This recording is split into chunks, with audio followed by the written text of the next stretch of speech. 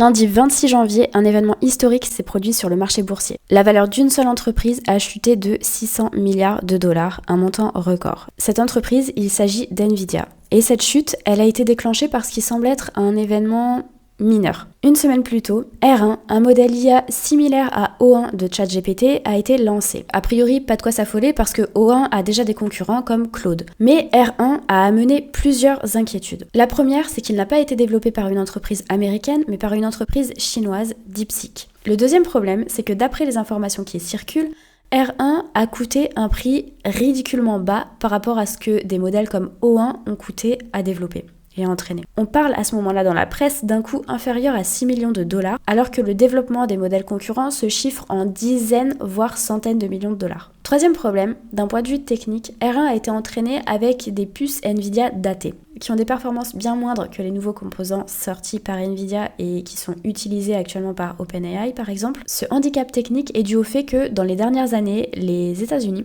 ont choisi de restreindre l'exportation, notamment vers la Chine, de certains composants stratégiques, malgré ce coût ridicule, malgré le fait que DeepSeek ait dû compter sur une infrastructure moins performante que ses concurrents américains. Son modèle est lui très performant. J'ai testé DeepSeek avant le bain de sang sur les marchés financiers le week-end d'avant. C'est vrai que c'est un modèle qui apporte des réponses pertinentes. Par contre, je dois admettre que R1 a quelques problèmes quand il s'agit de parler du gouvernement chinois. Il a tendance à bafouiller un peu, si je puis dire. Mais je m'égare. Cerise sur le gâteau, R1 est mis gratuitement à disposition du monde entier. Donc tout le monde peut non seulement l'utiliser gratuitement, mais aussi le modifier. La presse a parlé dans le cas de R1 d'un modèle open source. Visiblement, c'est plutôt un modèle open weight. Imagine que tu as une recette secrète pour faire un gâteau magique qui devient de plus en plus délicieux à chaque fois qu'on le cuisine. Dans le monde de l'intelligence artificielle, cette recette, c'est le modèle d'IA. Un modèle open source, en fait, tout est partagé avec tout le monde. Donc tu partages toute la recette de ton gâteau magique avec tout le monde. Pas seulement la liste des ingrédients, mais aussi les étapes précises pour le préparer et même des explications sur comment l'améliorer. Un modèle open weight, les ingrédients sont donnés, mais pas la recette complète. Donc tu donnes les ingrédients, mais tu n'expliques pas comment tu les as mélangés ou comment tu les as cuits. Les gens peuvent donc utiliser ton gâteau, ajouter du chocolat ou de la vanille, mais ils ne peuvent pas comprendre comment il a été fait depuis zéro. Et un modèle clos, c'est comme si tu vendais le gâteau tout prêt, sans dire quels sont les ingrédients ni comment il a été fait. Les gens peuvent le manger et l'acheter, mais ils ne peuvent ni le reproduire ni l'améliorer. Et l'exemple qui est donné là par ChatGPT lui-même, c'est ChatGPT d'OpenAI. Tu peux l'utiliser, mais tu ne sais pas exactement comment il fonctionne à l'intérieur, ni comment il a appris à répondre. Et R1 est un modèle open weight, mais pas totalement open source. Et c'est un gros changement par rapport au mouvement précédent qui a été plutôt de bâtir des modèles fermés. Donc le 20 janvier, R1 sort. On doit attendre le 26 janvier pour avoir une réaction assez brutale, même très brutale, c'est un euphémisme, très brutal des marchés financiers. L'inquiétude a mis un peu de temps à se répandre dans la communauté tech, puis dans les médias. On a le 26 janvier un article détaillé sur NVIDIA qui a été publié et repartagé en masse par des grands noms de la Silicon Valley comme Naval Ravikant. Et dans cet article qui détaille vraiment des arguments en faveur d'une chute du cours de NVIDIA, on a DeepSeek qui est notamment cité comme une menace pour l'entreprise, si je résume en gros. Le même jour, le 24 janvier toujours, on a un reportage qui sort sur CNBC qui met clairement en avant le fait que le modèle sorti par DeepSeek, modèle donc qui vient d'une entreprise chinoise, est en train de menacer la domination des États-Unis sur le secteur de l'IA. À partir de là, tout s'emballe, la presse en parle beaucoup et DeepSeek va commencer à être téléchargé en masse. Et le week-end du 24 et 25 janvier, ChatGPT a perdu sa première place dans le classement des applications gratuites les plus téléchargées sur l'App Store. Et finalement, on en arrive au 26 janvier, la panique qui a touché en particulier NVIDIA. Vous allez me dire, quel est le rapport avec NVIDIA ? J'ai demandé à ChatGPT de m'expliquer, comme si j'avais 10 ans, le rapport entre NVIDIA et des modèles IA comme R1 de DeepSeek et O1 de OpenAI. NVIDIA fabrique des super puces appelées GPU, qui sont comme des moteurs ultra puissants pour les ordinateurs. Ces GPU sont utilisés pour entraîner les intelligences artificielles, comme R1 et O1. Pour apprendre, une IA doit analyser des milliards de textes, images et vidéos, ce qui demande énormément de calculs. Les GPU de NVIDIA accélèrent ces calculs, permettant d'entraîner une IA en quelques semaines au lieu de plusieurs années. Une fois entraînée, l'IA doit encore faire plein de calculs à chaque question et là aussi, les GPU de Nvidia sont très utiles. Mais DeepSeek a réussi à entraîner R1 avec des puces Nvidia moins puissantes et moins chères, ce qui inquiète Nvidia. Si d'autres entreprises font comme DeepSeek, elles pourraient avoir besoin de moins de puces Nvidia à l'avenir. Cela signifierait moins de ventes pour Nvidia, donc une baisse de leur valeur en bourse. Donc en fait, DeepSeek a mis vraiment un doute dans la tête des investisseurs. Ils sont en droit de se poser plusieurs questions. La première, c'est que si on peut entraîner un modèle pour si peu cher, est-ce que les entreprises comme Microsoft, Alphabet, OpenAI et compagnie ne sont pas en train de cramer des milliards inutilement pour développer leur propre modèle IA? Deuxième question, l'avenir des IA génératives comme R1 et comme O1, donc c'est-à-dire des IA capables de générer des images, du texte, des vidéos, de la musique, donc des IA qui reproduisent la capacité créative de l'humain finalement. L'avenir de ces IA génératives ne serait-il pas open source ou open weight, donc démocratique, avec des modèles accessibles gratuitement et modifiables par tout le monde, plutôt que fermés et maîtrisés par une poignée d'acteurs comme OpenAI. Et ça en vient encore à se demander si c'est bien utile pour Alphabet et compagnie d'injecter des milliards pour créer des modèles fermés, pour essayer de se créer un avantage concurrentiel qui en fait va peut-être tomber à l'eau juste parce que des acteurs de plus en plus nombreux, notamment venant de Chine. Ce qui en vient encore à se demander si c'est bien utile pour des entreprises comme Alphabet d'essayer de développer des modèles IA qui seront fermés pour essayer de prendre de l'avance, pour essayer de se bâtir peut-être un avantage concurrentiel, alors qu'en fait, derrière, il y a tout un mouvement avec des entreprises qui développent des modèles qui sont mis à disposition gratuitement. Et d'ailleurs, cette stratégie où une entreprise propose gratuitement un produit ou un service pour diminuer l'avantage concurrentiel de ses rivaux, c'est pas une stratégie inconnue dans le monde de la tech, clairement pas. Et d'ailleurs, Alphabet la connaît très bien Alphabet connaît très bien cette stratégie puisqu'elle l'a utilisée contre Apple. Quand Apple a sorti iOS et l'iPhone, Google, enfin Alphabet, a décidé de mettre à disposition gratuitement Android aux constructeurs de téléphones. Et c'est une stratégie qui lui a permis de prendre sa place face à iOS, qui était un système d'exploitation propriétaire et fermé d'Apple, et face à Windows, le système d'exploitation payant de Microsoft, qui aujourd'hui représente une part négligeable du marché. Android, quant à lui, est devenu un standard. Et enfin, autre question que les investisseurs sont en droit de se poser, est-ce que les composants ultra chers et ultra performants de Nvidia sont bien si utiles que ça et en si grand nombre que ça pour entraîner des modèles IA performants? Donc dans un contexte où le marché boursier américain était à son plus haut historique, où tout le monde craignait une bulle sur le S&P 500 et aussi sur la tech US et les investissements liés à l'IA, eh bien DeepSeek était la petite goutte de trop. La grande question est alors de savoir, est-ce que c'est une panique passagère ou est-ce que c'est le début de la chute pour Nvidia? Ces 4 dernières années, l'essor de Nvidia a reposé sur une très belle histoire. Comme souvent d'ailleurs sur les marchés. Tout n'est pas une question de chiffres, il y a aussi le côté émotionnel, le côté histoire et mythologie qu'on raconte autour d'une entreprise. Nvidia, c'est une entreprise qui est passée de 10 milliards de chiffre d'affaires en 2020 à 60 milliards en 2024. La valorisation de l'entreprise est quant à elle passée de 144 milliards début 2020 à 3000 milliards de dollars en 2024, soit un x20 en 4 ans sur une entreprise d'une taille déjà respectable. Et ça, c'est ma théorie, je pense que ça a été possible grâce à la philosophie très très particulière de Jensen Huang, le PDG de Nvidia. People who know me also know Nvidia doesn't have a long-term strategy. We have no long-term plan. Our definition of a long-term plan is, what are we doing today?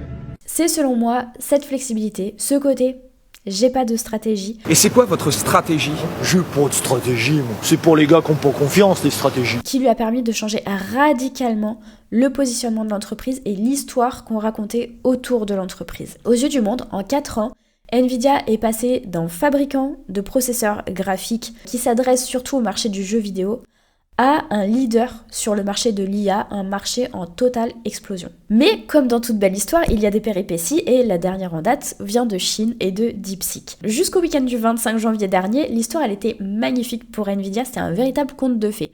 On était sur une entreprise qui évoluait et surtout qui était dominante, qui avait quasiment un monopole sur un marché en pleine expansion et sur un marché sur lequel il était prévu que des centaines de milliards de dollars soient injectés dans les années à venir. L'histoire c'était ça, les intelligences artificielles, notamment les IA génératives, ça coûte des milliards à développer. Donc laissez ça aux gros que sont OpenAI, Meta, Alphabet, Microsoft, etc. qui eux sont en mesure de balancer des milliards dans les puces de pointe Nvidia et laisser les grands faire, en gros. Et on a même eu une déclaration grandiose de l'administration Trump qui a annoncé le plan Stargate, un plan pour investir 500 milliards de dollars pour assurer la suprématie des US dans le secteur de l'IA. Mais vous le savez déjà, le modèle de raisonnement R1 de DeepSeek a remis en cause 2 mythes. Le premier mythe, le coût de développement, et le deuxième mythe, la nécessité d'avoir des composants de pointe pour créer un modèle performant. On a des mèmes d'ailleurs qui sont sortis sur les réseaux sociaux qui comparent de façon humoristique bien sûr le data center utilisé pour entraîner O1 et le data center utilisé pour entraîner R1. Donc c'est une toute nouvelle histoire qui s'est dessinée en à peine une semaine pour le marché de l'IA générative et qui dit nouvelle histoire dit choc sur les marchés financiers. Surtout quand on a un marché tendu. D'ailleurs on a eu les prémices de ça début janvier. On a eu un exemple dans le secteur du Quantum Computing, avec mon super accent. Début janvier, dans une interview, le PDG de Nvidia, encore, a affirmé qu'on n'en était pas encore au stade d'avoir des ordinateurs quantiques vraiment utiles et que ça devrait intervenir dans un délai de 15 à 30 ans. Ce simple commentaire a fait plonger plusieurs titres du secteur en bourse. Je vous donne un exemple avec la performance de Quantum Computing Inc. sur le mois. Mais revenons à l'IA et à Nvidia. Concrètement, en quoi tout cela pourrait impacter le chiffre d'affaires de Nvidia. Si moins d'investissements sont nécessaires que prévu pour développer, entraîner des IA performantes, ça pourra entraîner une baisse de la demande pour les composants de Nvidia. De la même façon, si on se rend compte que les composants les plus performants de Nvidia ne sont finalement peut-être pas si nécessaire que ça pour entraîner des modèles de qualité, eh bien ça pourrait ouvrir la porte à des concurrents qui sont moins avancés techniquement mais moins coûteux, comme typiquement Huawei. Les composants de Huawei d'ailleurs qui sont aussi utilisés par DeepSeek. Et en parlant de Huawei, le Nvidia pourrait être aussi impacté par le fait que finalement le marché pourrait être moins concentré sur les US que ce qui était anticipé. Et ça, potentiellement, ça peut ouvrir aussi la porte à la concurrence parce que des pays comme la Chine ne peuvent plus se fournir facilement en composants aux États-Unis. D'ailleurs, les médias ont souligné que la politique des États-Unis a finalement été assez contre-productive parce que finalement, les restrictions aux exportations ont forcé des entreprises comme DeepSeek à innover. Ça les a obligés à entraîner les modèles de façon plus efficace. Donc la position des États-Unis est comme Picsou, un peu qui garde son or, a clairement pas profité aux États-Unis cette fois-ci. Après ces premières infos, le travail de débunkage de l'histoire de DeepSeek a commencé à apparaître dans les médias, notamment les médias américains. Plusieurs arguments sont sortis en faveur de Nvidia et en faveur de l'histoire initiale. Ne vous inquiétez pas, l'IA est toujours un marché porteur qui aura besoin de dizaines, de centaines de milliards d'investissements et les États-Unis auront toujours une grande place sur ce marché. Les premiers arguments, ça a été de remettre en question le coût de développement de R1. R1 n'aurait pas coûté 6 millions de dollars à développer. C'est un chiffre qui est non pas erroné mais trompeur en fait. Le modèle a été entraîné pour un coût de 6 millions de dollars, pour un coût estimé à 6 millions de dollars, mais avant d'en arriver là, il y a eu des coûts d'infrastructure, des coûts de recherche et développement qui sont eux bien supérieurs à 6 millions de dollars. On a vu de tout dans les estimations, 1,6 milliard, 2,6 milliards, 500 millions. Ça c'est un argument qui est plutôt en faveur de Nvidia. Par contre, si on s'intéresse au reste de la tech, ce qui est intéressant à remarquer, c'est que, ok, peut-être que le coût de développement est en fait équivalent à d'autres modèles IA. Par contre, ce qu'il est intéressant de noter, c'est que quand même, on a entreaperçu un monde où les IA génératives ne seraient plus des modèles fermés, mais des modèles plutôt ouverts. Et là, ça peut remettre en question les stratégies de plusieurs acteurs de la tech. Et notamment aussi des acteurs privés comme OpenAI. J'imagine que certains investisseurs dans la Silicon Valley sont un peu en panique en ce moment-là, s'ils espéraient générer du chiffre sur des modèles fermés. Autre élément en faveur de Nvidia, là c'est une théorie selon laquelle DeepSeek aurait en fait utilisé les puces les plus performantes de Nvidia, les H100, en contournant les interdictions d'exportation. Sur ce sujet, il y a Alexander Wang, le CEO de Scale AI, qui s'est exprimé publiquement. You know, the Chinese labs, they have more H100s than people think. You know, and these are the highest powered NVIDIA chips that they were not supposed to have. Yes. My understanding is that DeepSeek has about 50,000 H100s, which they can't talk about, obviously, because it is against the export controls that the United States has put in place. C'est vrai qu'on peut se demander s'il n'y a pas au moins une part de vérité là-dedans, puisque quand on regarde les chiffres de Nvidia, on peut remarquer que, bizarrement, depuis que les restrictions à l'exportation vers la Chine se sont intensifiées, on a une explosion des exportations de Nvidia vers Singapour. Peut-être que Singapour vraiment a quadruplé, a triplé, quadruplé ses besoins en composants Nvidia en un an. Ou peut-être que Singapour n'est qu'une plateforme pour redistribuer des composants ailleurs. Aucun moyen de vérifier cette théorie, mais si elle est vraie, c'est un argument en faveur de Nvidia parce que ça montre vraiment que l'entreprise propose des composants vraiment clés et vraiment irremplaçables finalement sur le marché. Autre argument en faveur de Nvidia, on a quand même besoin de GPU, de processeurs graphiques pour exécuter le modèle. Quand vous envoyez un prompt pour exécuter la requête, il y a besoin aussi de processeurs graphiques. Et enfin, dernier argument, c'est que peut-être que DeepSeek et d'autres initiatives comme celle de DeepSeek vont contribuer à démocratiser l'intelligence artificielle et vont contribuer finalement à créer plus de demandes pour ces modèles-là. Si ces modèles sont de moins en moins coûteux à développer,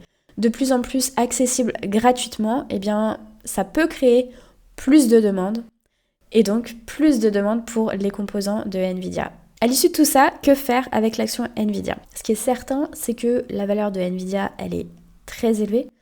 Il y a clairement tous les espoirs qui étaient encapsulés dans le prix, dans la valorisation de Nvidia. Et quand la valorisation et l'histoire ne collent plus, il y a danger. Je suis pas assez adepte du risque pour m'y frotter. Au-delà des arguments que j'ai évoqués, il y a cependant un espoir peut-être pour Nvidia de réécrire à nouveau son histoire et de rajouter une nouvelle péripétie. Parce que même si Jensen Huang raconte qu'il n'a pas de stratégie long terme, il semble quand même toujours avoir plusieurs coups d'avance. Et il semblerait même qu'il commence déjà subtilement à nous préparer à une nouvelle histoire. Voilà ce qu'il a dit dans une interview récente. The world needs robots. And one of the reasons for that is we just don't have enough workers. You know, there's a aging population and a changing in preference of the type of work that people want to do, and the birth rate is declining, and the world needs more workers. And so the timing is really relatively imperative that we have robotic systems. The technology of building general humanoid robots, which is going to be the most useful, of course, because we build the world around ourselves. That technology is incredibly hard to do. But for the very first time, with transformers and these large language models and the breakthroughs that we're seeing with foundation models, we finally have the technology necessary, we think, to be able to make a real contribution in this area. Après la mode des NFT, du Web3, du métaverse, de la réalité virtuelle et de l'IA sur les marchés, la nouvelle ruée vers l'or sera peut-être la robotique, et ce sera peut-être le nouveau chapitre d'une belle histoire pour Nvidia. On échange en commentaire sur le sujet, à très bientôt.